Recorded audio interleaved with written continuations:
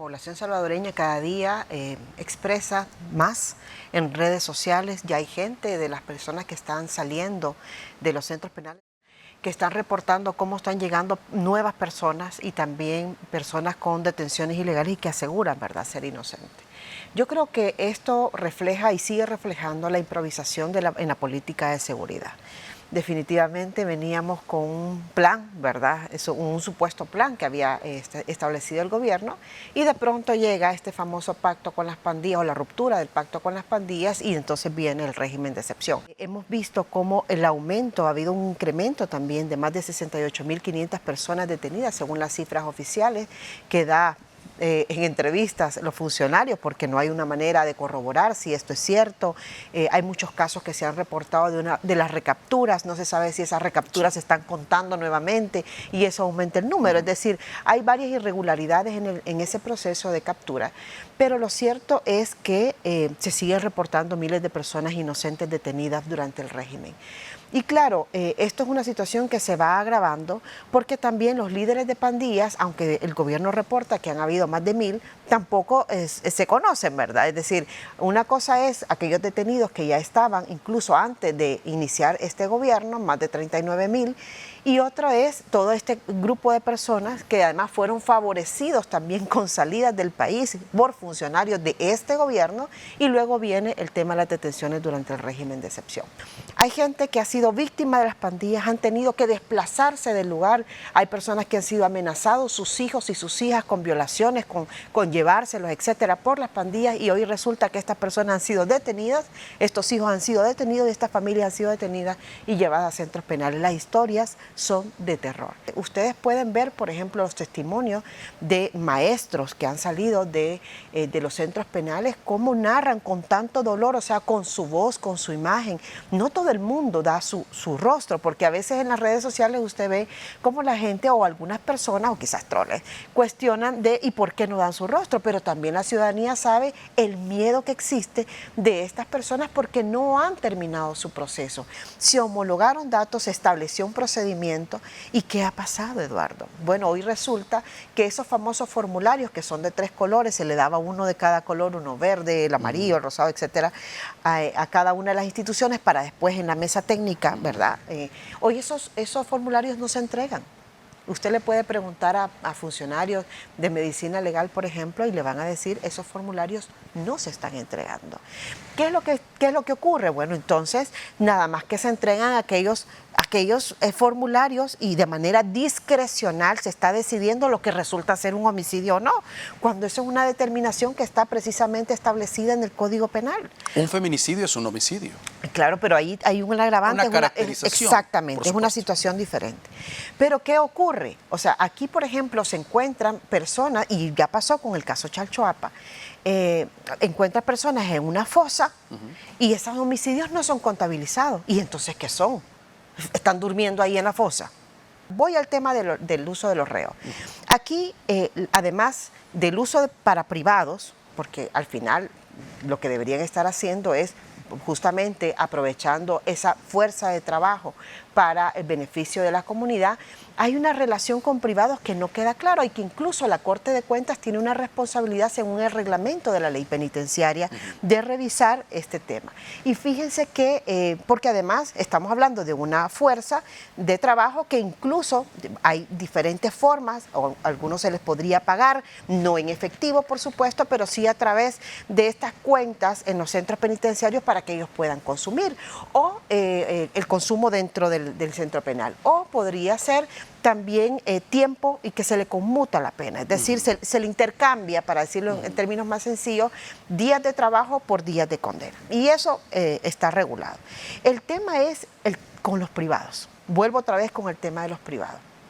Y esto podría llevar, incluso por los reportes periodísticos que hay, hasta un tema de trata de personas, porque son personas que están en una condición de subordinación directa de alguien, que en este caso es el director del centro penal, no solo el director de centros penales, sino el mismo director del centro penal que tiene una responsabilidad, porque ¿para qué están saliendo esos reos? Y estoy hablando no solo de este caso, estoy hablando también del que le antecede, que es el público también, donde se pudo conocer de que fueron utilizados para reenvasar, para trasegar comida, ¿verdad?, de los alimentos que se le dio a la gente en la pandemia y que estaban destinados para un fin específico, que es para la población, y fueron utilizados y fueron vendidos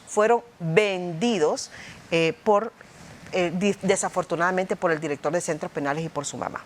Entonces, cosas que no están siendo investigadas. La población salvadoreña debe saber que es obligación de los partidos políticos mostrar, exhibir, enseñar, dar información sobre quiénes son las personas que los están financiando. Tanto personas naturales como las empresas, que son las personas jurídicas, digamos las sociedades, que son las personas jurídicas. Resulta que hubo 3 partidos políticos a los que, digamos así, que nos fue un poco más difícil que dieran la información. Uno fue el FMLN, el otro fue Gana y el otro fue Nuevas Ideas. De estos, finalmente, para no contarles hasta cómo llegamos a estos meses, el FMLN dio una parte de la información, Gana dio una parte de la información y Nuevas Ideas no dio la información. Nosotros, por supuesto, acudimos al Tribunal Supremo Electoral contra el FMLN.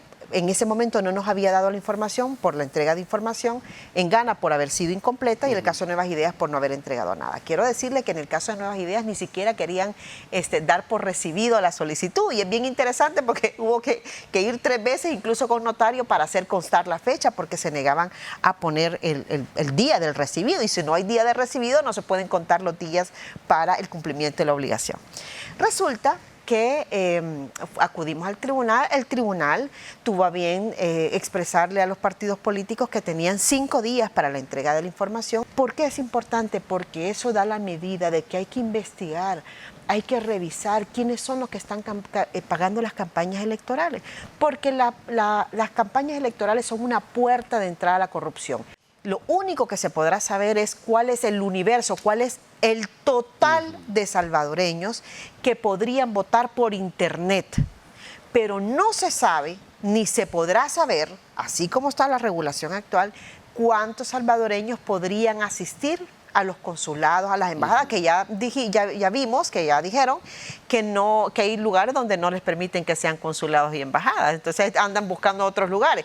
Andan buscando otros lugares sin la concurrencia del tribunal, que es bien interesante este nuevo rol que se ha atribuido a Cancillería.